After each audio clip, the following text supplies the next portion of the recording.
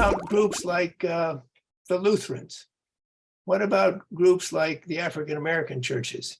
What about in the post-Vatican II era, where you have Catholics who will say, well, my experience of the Holy Spirit was like a conversion, and clear, we follow the church, but we follow the church because the church honors the scriptures.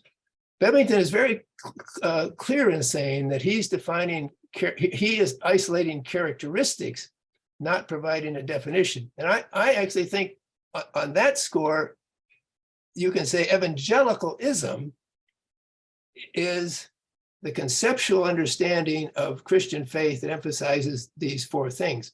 On the ground, in groups, in historical development, it's much harder to say. You're talking about evangelicalism. I've mentioned already how enjoyable it's been for me to study African-American Christians in the late 18th, 19th, 20th century. And here are groups that are focused on the Bible, believe in conversion, have a very strong place for the cross of Christ, and when it's permitted are quite active in the faith. And you say, well, many of these African-American traditions are clearly evangelical.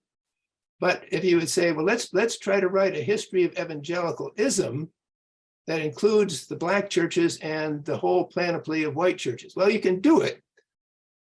But you can say, well, here's some evangelical emphases.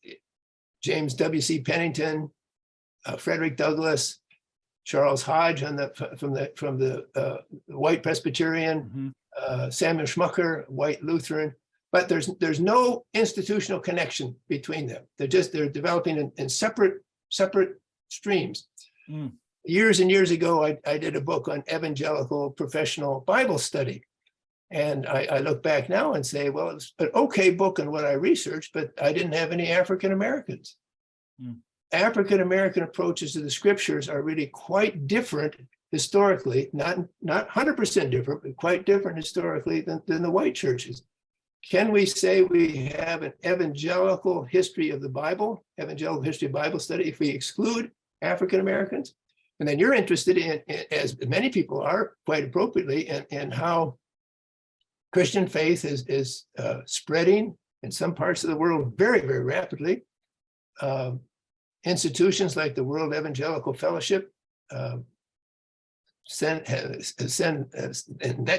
Brian Stiller around the world to report on evangelical movements. Sometimes the movements he talks about call themselves evangelical. Sometimes they don't.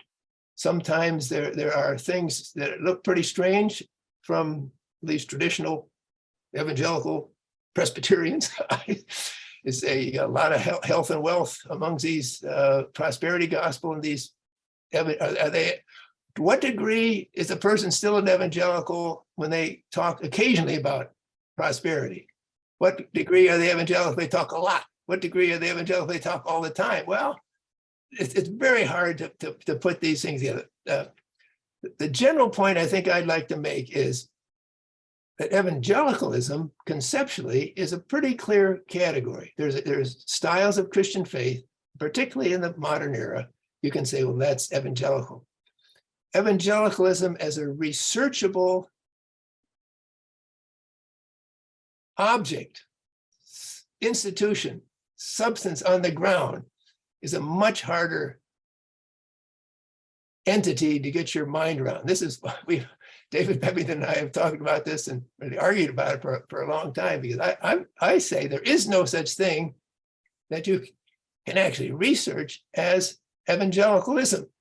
There's clearly a concept of what evangelicalism means, but if I'm going to study American evangelicals, I've got to put in there a lot of people who don't have anything to do with each other. So how do I write a history of evangelicalism if there's no one place I can go to research that history? Well, Bebbington says, well, the concept is clear, the characteristics are clear, and you put together the people who share the characteristics. Well, that can work when you kind of grow up thinking, well, evangelical means the National Association of Evangelicals, Moody Bible Institute, Asbury Seminary, Gordon Conwell Seminary. But does it include also the Assemblies of God? Does it include also the African Methodist Episcopal Church? Does it include also the Catholic groups now that want to call themselves evangelical? Well, conceptually, yes. For research, historical purposes, it's I think, a different answer. I've meandered on an awful long time. No. What was it that the term that they threw at you? You were a nominalist? Was that the term? Yes, I think that when you name evangelicalism, when people say, here are the characteristics, that makes sense. But is evangelicalism something real that you can actually research? And that's where I think it isn't. Well, is this because you and I both had Wells, and I mean, of course, he wrote the book "The Courage to be Protestant." He was done with the terminology altogether, just because it's become, when everybody self-identifies as it's lost its meaning. And we both know that terms may have a meaning at one time, but words in history are fluid. So I think of what C.S. Lewis said when he talked about words are like a stream. They change over time. They meander back and forth. Like the word scan.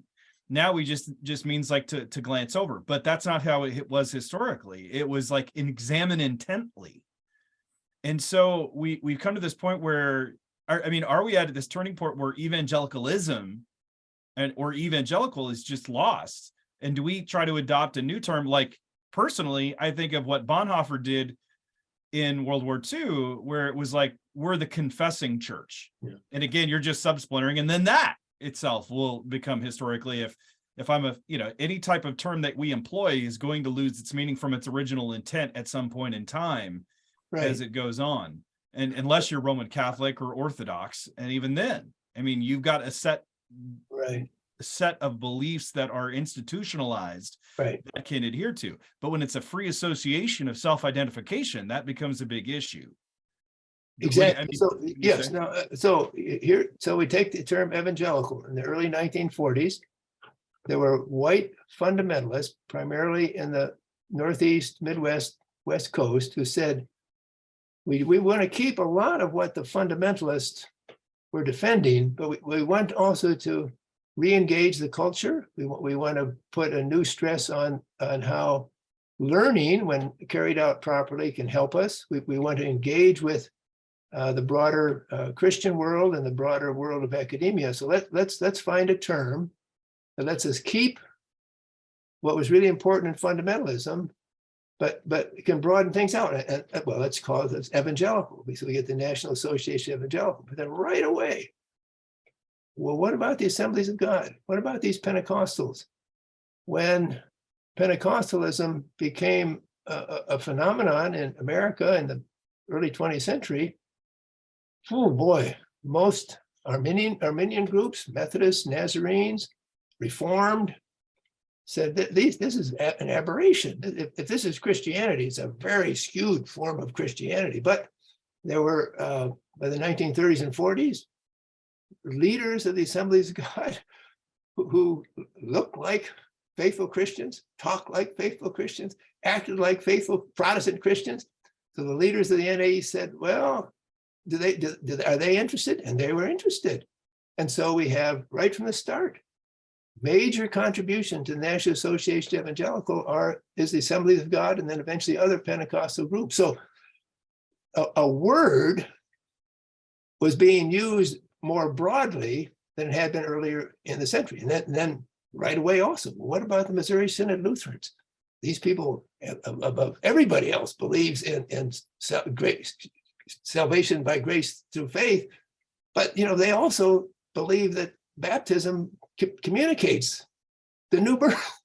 And when they take communion, they think Christ is there. Now, should they? Well, they sort of were in and sort of were not. So the word was flexible from the beginning. And then more recently, we have the obvious question: what about African American groups? They share the characteristics. We got a really nice essay for the book you mentioned by Jamar Tisby, a Black scholar, activist, asking the question, should African Americans be considered evangelicals? And in the book, at least, he says, of course they should, because they have these kind of characteristics. But the National Association of Evangelical Leaders really they weren't alert to that question. So it wasn't until at least the 60s and then the 70s, Billy Graham began to reach out in some intentional ways to Black communities. There was other sorts of interchange, but until the government moved to desegregate society, the idea that you could have a single institution, regardless of what you call it, in which there was a longstanding white Christian Protestant tradition and a longstanding Black Christian Protestant tradition considered as one thing, it's just an impossible notion. But more recently, the question becomes alive. And then even more recently, in the United States, where we've got the politicization of the evangelical world, you've got to say, well, gosh, I'm this kind of Christian. I believe in the authority of the Bible. I think it's important people to be converted to Christ. The cross of Christ is important. Need to be active in sharing the faith and showing. But I don't want to get involved in the political disputes.